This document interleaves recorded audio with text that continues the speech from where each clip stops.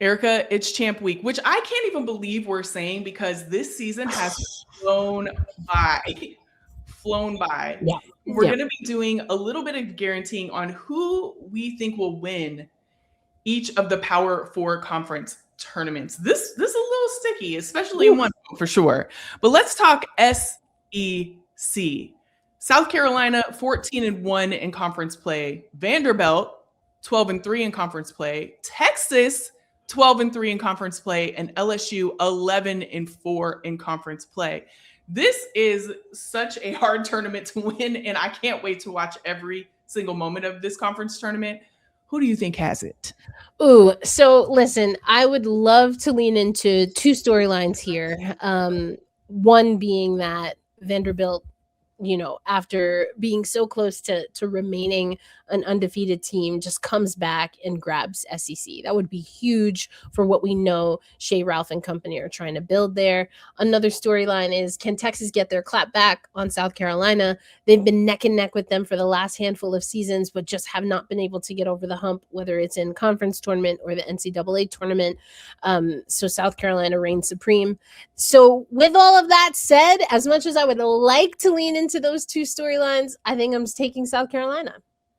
I am too. And I think it's where they're at right now. We've talked about this with South Carolina all season long, is they have had moments that are building that character and also building as you go into conference play and tournament play, you know that you can overcome. And I think that South Carolina has definitely done that. I love the way they're playing right now. They've also won 3 seasons in a row. Now, they didn't have the best game against Kentucky, but I think that also was placed in the best spot for them going into this because they know that they can't play with anybody. So I just, man, it's a hard one. And I literally cannot wait to watch it. The SEC always delivers on big moments. So we definitely are expectant of those. However, I do think that South Carolina will ultimately win. Now, going into the Big Ten, we just talked about UCLA. They're 17-0 in conference play on a 21-game winning streak, which is the second longest active behind UConn. But then there's Iowa. There's Michigan. Shout out to Tarika again. But do you think UCLA has it on lock? Oof. I feel like I'm getting caught up with the term on lock. I think they're the favorites. I think they come in the favorites for all of the reasons that we've already talked about. But to say they have it on lock, I think Michigan is my team to really wreck it, to wreck somebody's bracket. But Ohio State is also here. You've got Maryland, who has had an up and down season, I think it's fair to say. Iowa is a team we've talked about throughout the season, Alicia. I still think, though, Michigan is probably the team that if someone is going to topple UCLA in Big Ten, it's going to be Michigan. But I would still say that UCLA is the favorite going in. We know it was close, but they did get that win over Michigan when it mattered in the regular season, and we know they have that in them. But Michigan can also erase a UCLA deficit with the quickness, as we also saw. So I'm keeping an eye on Michigan, but I think we go in with it being UCLA's to win. Yeah, if UCLA keeps it steady, tried and true, as they have all season, and know who they are, don't even listen to any of the noise or anything around them, I think they have it. They have it. That's who I would lean towards for sure. But again, this season, we've talked about it.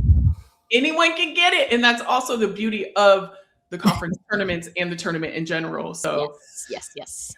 Now, the Big 12. The Big 12, Erica. TCU is 14-3 in conference play on a 5-game winning streak. West Virginia, 13-4 in conference play.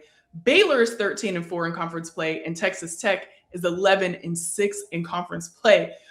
These numbers are very, very similar. Very similar. Some are dead on. Who are you guaranteeing to win the Big 12?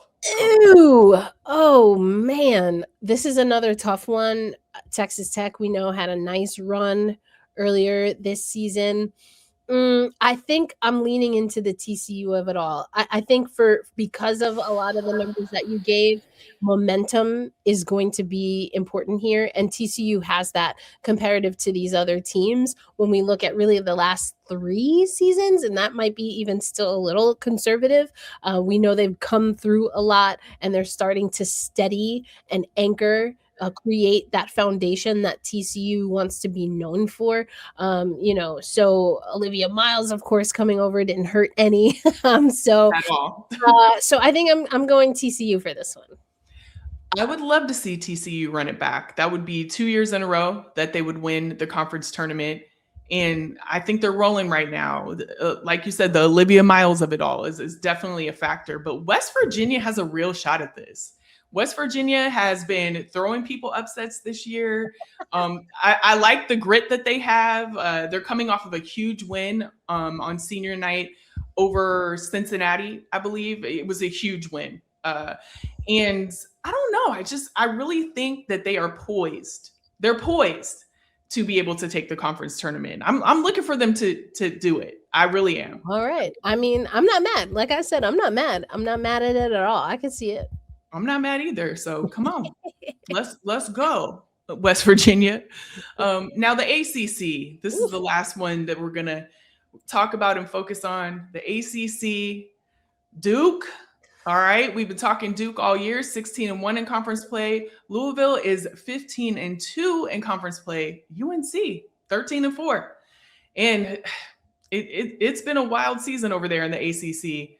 But who do you have winning the tournament?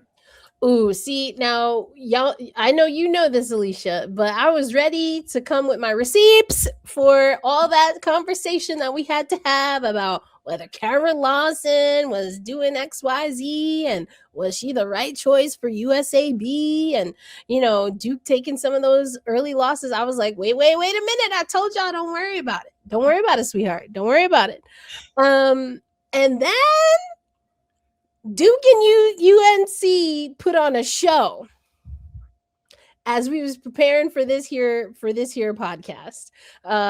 Shout out to Lindsay Gibbs and Isabel Gonzalez, just always. And happy birthday, Isabel, as of the day we're recording this. But also, yeah, happy birthday, girl. But also Lindsay was at that game. UNC is a team that I love talking about momentum.